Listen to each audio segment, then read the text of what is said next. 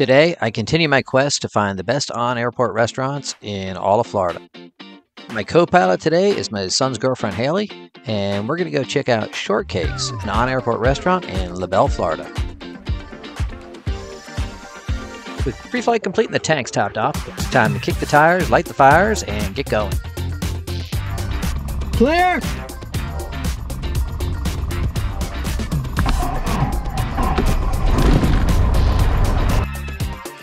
Flight following already arranged, it was time to taxi over to spot 2, hold short, and get our taxi clearance.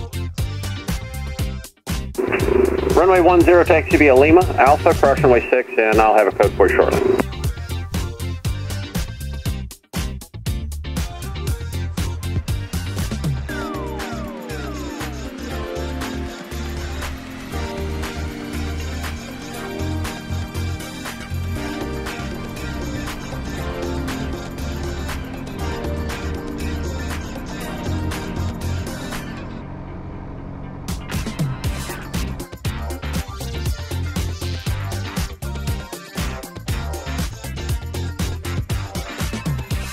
Alright, feature 4, full power, right rudder, aileron correction in for the crosswind, airspeed's alive, alright.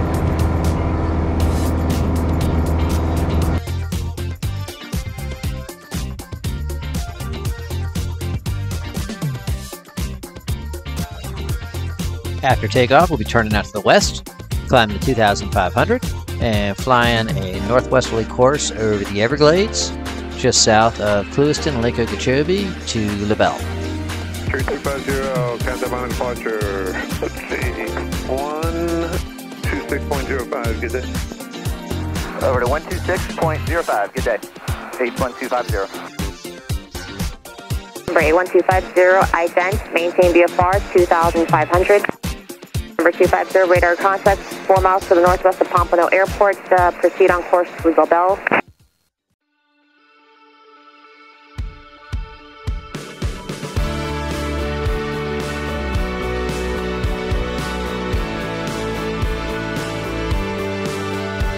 Labelle is an airport that doesn't have an automated weather observation service, so we'll check the weather at Immokalee, the closest airport nearby. Looks like we'll be landing on runway 14. But as we enter the downwind, we'll check the windsock and we'll call an audible if we need to. Labelle traffic, Cherokee 81250 is turning left base for runway 14, Labelle. As we made the turn from base to final, it was obvious we'd be dealing with a moderate and a little bit stronger than anticipated crosswind from the left. Labelle traffic, Cherokee 81250, turning final for runway 14, Labelle.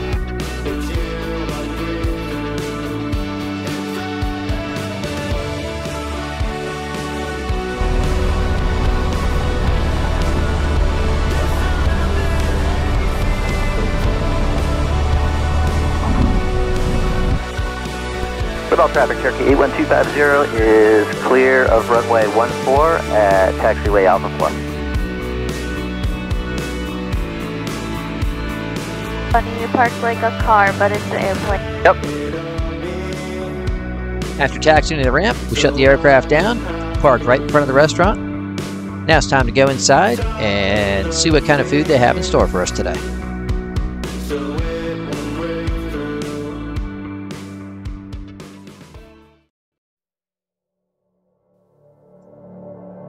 After a hearty breakfast, headed back out to the airplane, did our pre-flight, started her up and got ready to go. We'll be taking off on runway 14, departing to the east, where we'll fly along the southern shore of Lake Okeechobee, over the towns of Clewiston and Belglade initially.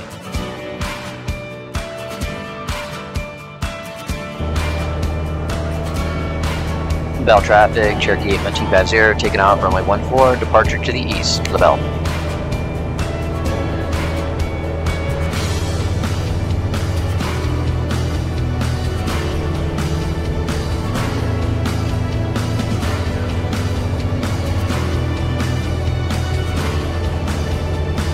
In addition to not having an automated weather observation service, Labelle is an uncontrolled airport, which means that our aircraft, as well as that of other pilots, has to self-announce their position and intentions on the CTAF frequency. Once we climb up about 1,000 feet on our departure, we'll switch over to Fort Myers approach and we'll get flight following back to Pompano.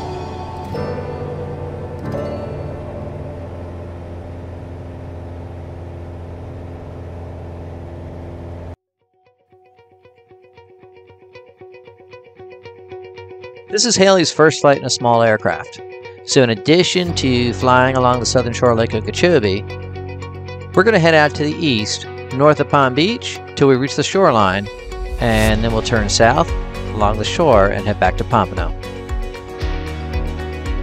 As we continued eastbound, the city of Labelle fell away behind us. Labelle is a rural community located 30 miles east of Fort Myers and 31 miles west of Clewiston, along the southern bank of the Caloosahatchee River. The small community serves as the county seat of Hendry County, boasting a population of less than 10,000 people. The city was founded in the late 1800s, initially populated by cattlemen and trappers. NFL kickers Martine and Bill Gramatica hail from here, and the city is also known for the annual Cabbage Festival, featuring the state tree, the cabbage palm. Making our way eastbound, we'll fly over the rural farming communities of Clewiston, South Bay, Belglade, and Pahokee. Big Sugar reigns supreme here, with U.S. Sugar, headquartered in Clewiston, America's sweetest town, dominating the agriculture in the area. Famed bass fisherman Roland Martin has a marina in Clewiston, as Lake Okeechobee boasts some of the best largemouth bass fishing in the nation. As we fly further east, we'll fly over the farming communities of Belglade and Pahokee. Known as the Muck City area, due to its rich, fertile soil, the two cities produce sugarcane along with citrus fruits and corn. The area is said to grow athletes, and it's known for its strong football tradition.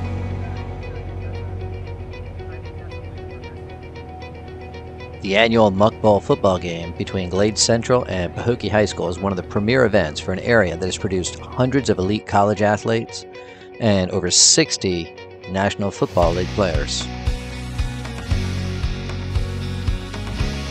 After passing through Pahokee and Belglade, we traveled north along the eastern shore of Lake Okeechobee until turning towards the east, tracking just south of the St. Lucie Canal. We continue east until we intercept the shoreline just north of Jupiter and turn south towards Pompano. Oh, look out there. You can see they've got some fires burning. Fire? Oh, Yes. I see. Oh my god. Smoke coming up. See the fire.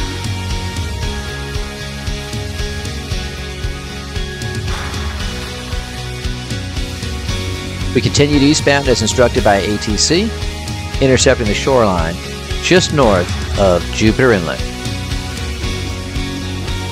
Broken cloud layer that we had experienced out over the Everglades had almost completely dissipated by the time we'd reached the beach, giving us an amazing view for our final leg of the trip home.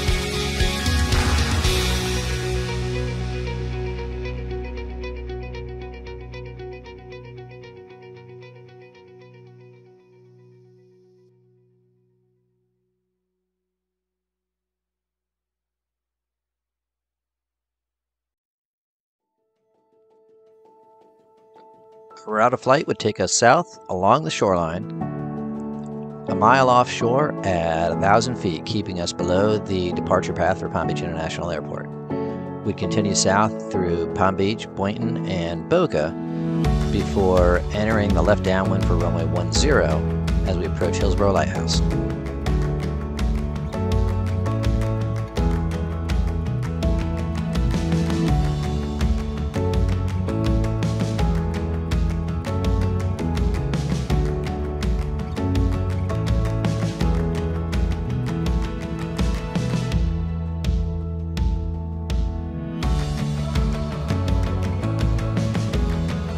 Palm Beach approach handed us off to Boca Tower as expected. After getting permission to transition through their airspace, as we approached Boca Inlet, we contacted Pompano Tower, let them know where we were and our intent to make a full stop landing. As anticipated, we were instructed to continue southbound to Hillsborough Lighthouse and then make a right turn to enter the left downwind for runway 10.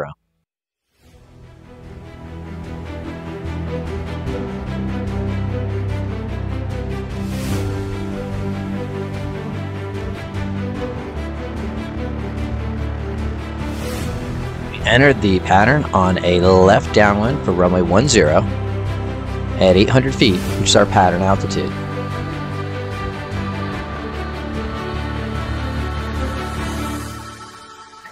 The winds had increased since we took off. They were now blowing between 10 and 15 knots from direction of 080, which meant we'd have a slight to moderate crosswind to contend with on final.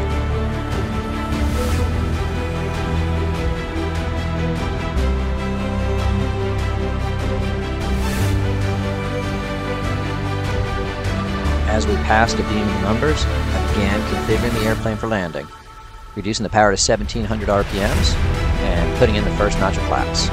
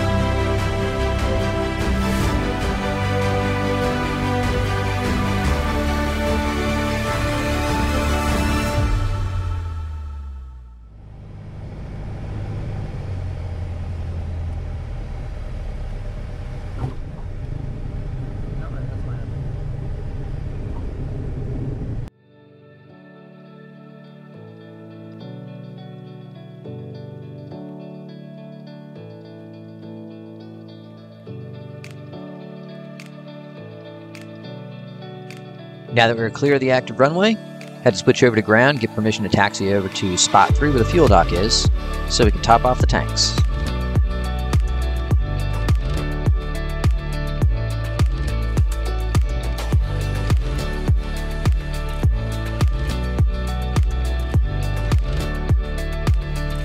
Tanks topped off, all we had to do was taxi back to our ramp and tie her down.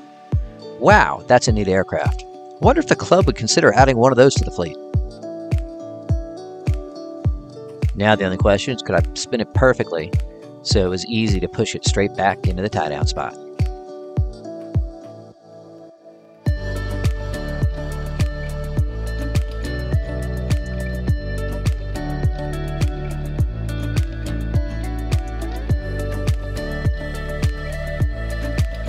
Aviation is best when shared with others, and I always enjoy the privilege of taking somebody on their first flight. We had an awesome breakfast over at Shortcakes, which I highly recommend. Saw some amazing sights. Got to spend a few hours in the airplane with Haley. It was nice to see how much she enjoyed her first flight. Not a bad way to spend a day off from work. See you next time.